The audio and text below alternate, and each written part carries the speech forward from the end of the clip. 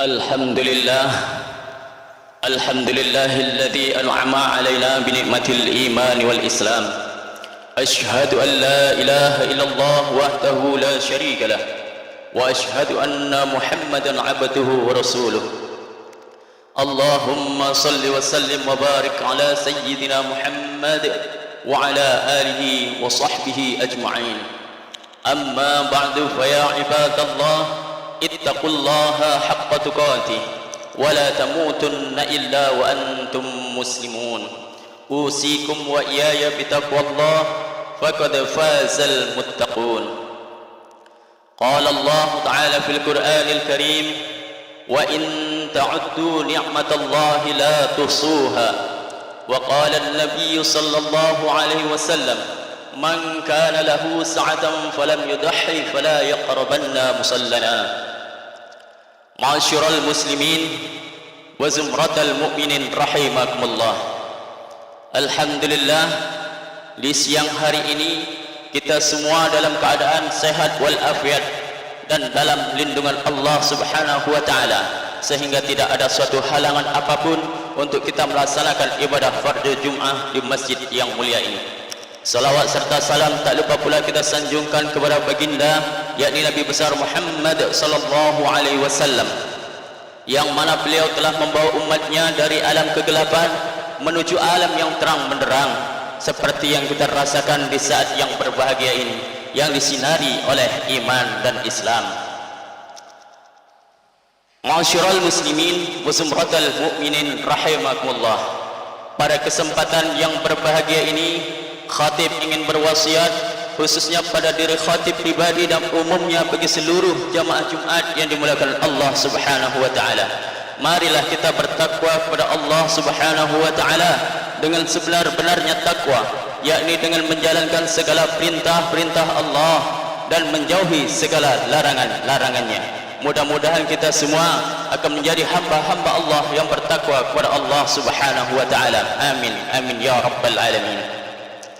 Hadirin jamaah Jumat yang dimuliakan Allah Subhanahu wa taala. Na'udzubillahi minasyaitonir rajim. Bismillahirrahmanirrahim. Inna a'tainakal kautsar fashalli li rabbika wanhar inna syani'aka huwal abtar. Surah Al-Kautsar, surah terpendek di dalam Al-Quran, hanya 3 ayat. Apa makna yang terkandung dalam surah Al-Kautsar ini? Inna a'tainakal kautsar, sesungguhnya Allah telah memberimu nikmat yang sangat banyak. Fashalli li rabbika wanhar, maka dirikanlah salat karena Tuhanmu dan berkurbanlah. Inna syani'aka huwal abtar, barang siapa yang membencimu wahai Muhammad, dialah yang terputus. Inna a'tainakal kautsar, sesungguhnya Allah telah memberimu nikmat yang sangat banyak. Banyak sekali nikmat yang Allah berikan kepada kita. Nikmat mata bisa melihat, nikmat kaki bisa berjalan, nikmat jantung bisa berdetak, dan banyak lagi nikmat-nikmat yang lainnya yang tak mungkin kita menghitungnya. Wa in ta'uddu ni'matallahi la tuhsuha, jika kamu ingin menghitung nikmat Allah, maka tidaklah dapat kamu menghitungnya. Hadirin jamaah Jumat yang dimuliakan Allah Subhanahu wa taala, setelah kita diberi nikmat yang banyak oleh Allah Subhanahu wa taala, lalu apa yang harus kita lakukan? Allah memerintahkan kepada kita, hendaklah engkau bersyukur terhadap nikmat yang Allah berikan kepada kita. Apa yang Allah perintahkan? Fashalli li rabbika wanhar, dirikanlah salat karena Tuhanmu. Itu yang Allah perintah. Orang yang melaksanakan salat adalah orang yang bersyukur kepada Allah Subhanahu wa taala. Orang yang tidak melaksanakan salat adalah orang yang tidak bersyukur kepada Allah Subhanahu wa taala. inna salata tanha 'anil fahsya'i wal munkar. Salat itu mencegah dari perbuatan keji dan mungkar. Salat diperintahkan kepada kita agar kita mendekatkan diri kepada Allah Subhanahu wa taala. Itulah tanda kita bersyukur kepada Allah, yaitu dengan mendirikan salat. La in syakartum la azidannakum wa la in kafartum inna 'adzabi lasyadid. Jika kamu mensyukuri nikmatku, kata Allah, akan aku tambah nikmatku kepadamu. Tetapi jika kamu ingkar terhadap nikmatku, maka sesungguhnya azabku sangat pedih. Begitulah ancaman Allah bagi orang yang tidak bersyukur. Selama ini kita diberi nikmat mata, telinga, kaki, mulut, hidung untuk bernapas. Allah tak pernah minta bayaran. Allah hanya minta, sujudlah kau kepadaku. Itu pun kita tak mau. Allah Subhanahu wa taala firmankan lewat surah Al-Kautsar, "Fasalli li rabbika wanhar." Maka dirikanlah salat karena Tuhanmu dan berkurbanlah. Kenapa fasalli li rabbika wanhar? Kenapa di dalam surah Al-Kautsar tidak disebut fasalli li waz zakah? Kalau zakat dah sampai nisab dan haul baru dikeluarkan. Tapi kalau kurban, berapa ada duit dibelikan hewan dan sembelih lalu dibagikan ramai-ramai. Lebih besar lagi pengorbanan kurban. Sahabat bertanya, "Ya Rasulullah, ma hadhil adahi?" Apa itu kurban? Rasulullah menjawab, "Kurban itu sunnatu abikum Ibrahim." Kurban itu sunnah bapak kalian Ibrahim. Sahabat kembali bertanya, "Malana biha?" Apa keuntungan kami yang berkurban ya Rasulullah? Rasulullah menjawab, "Bikulli sya'ratin hasanah." Setiap satu lembar bulunya dihitung satu kebajikan. Hadis riwayat Ahmad, Ibnu Majah, wa Zaid Ibnu Arqam. Hadirin jamaah Jumat yang dimuliakan Allah Subhanahu wa taala. Ma unfiqatil warqu fi syai'in afdalu min nahiratin fi yaumi 'id. Pada hari raya kurban tidak ada infak yang lebih utama, tidak ada infak yang lebih baik kecuali menyembelih hewan kurban. Kemudian Ibnu Majah juga menambahkan, al-udhiyatu li sahibiha bi kulli sya'ratin min as-sufi hasanah. Bagi orang yang berkurban, setiap satu lembar bulunya dihitung sebagai satu kebajikan. Hadirin jamaah Jumat yang dimuliakan Allah Subhanahu wa taala.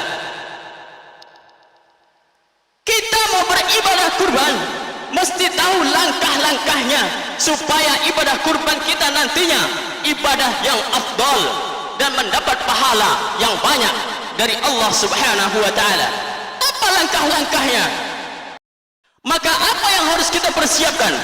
Di antaranya adalah dalam hadis Muslim dijelaskan, "Idza ra'aitum hilal dzil hijjah wa arada ahadukum ay yudhi falyumsik an sya'rihi wa adfarihi." Jika kamu melihat hilal Zulhijjah, jika kamu melihat tanggal 1 Zulhijjah dan kamu akan melaksanakan kurban, maka hendaklah kamu menahan dirimu dari memotong rambut dan kukunya. Tetapi kalau juga dilaksanakan memotong rambut dan memotong kukunya, hukumnya makruh, tapi ibadah kurbannya tetap sah. Inilah persiapan yang harus kita siapkan menjelang Idul Kurban.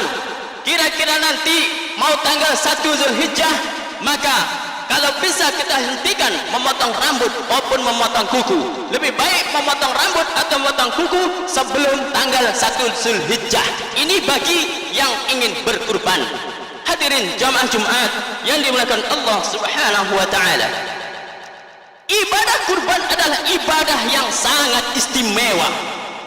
Berbahagialah bagi orang kaya yang banyak duitnya, yang banyak hartanya, dia bisa beribadah kurban. Kenapa begitu? Karena ibadah kurban kurban ini adalah ibadah harta. Berbahagialah yang banyak hartanya.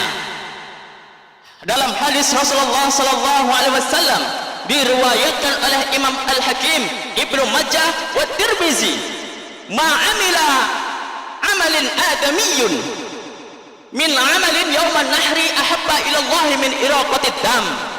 Innaha la ta'ti yawmal qiyamati biquruniha wa as'ariha wa dlafiha wa inna ad-dama la yaqa'u min Allah bimakanin qabla an yaqa'a min al-ard fatibu biha nafsah." Pada hari raya kurban tidak ada ibadah yang lebih dicintai oleh Allah Subhanahu wa taala kecuali dengan menumpahkan darah, yakni menyembelih hewan kurban. Sesungguhnya pada hari kiamat akan datang hewan kurban itu dengan tanduk, bulu dan kakinya. Dan sesungguhnya orang yang niat berkurban akan diterima niatnya oleh Allah Subhanahu wa taala sebelum darahnya menetes ke tanah. Maka jadilah kamu orang yang menyukai ibadah kurban itu. Hadis riwayat Imam Hakim, Ibnu Majah wa Tirmizi.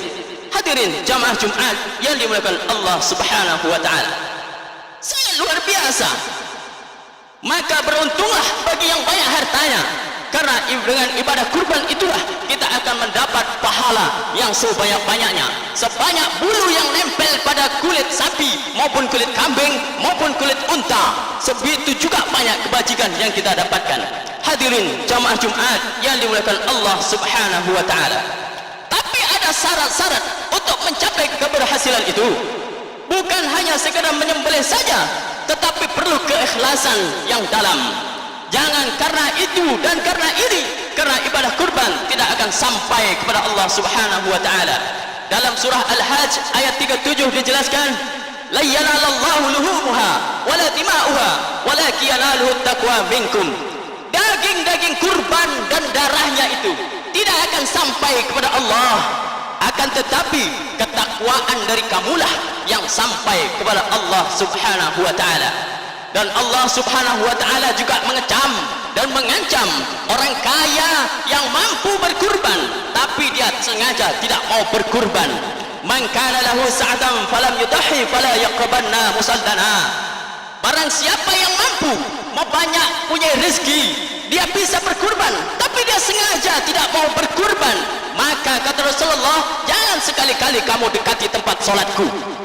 Dan yang lebih parah lagi, man kana lahu sa'atan falam yudhi falyamut insya'a yahudiyya atau insya'a nasraniyya.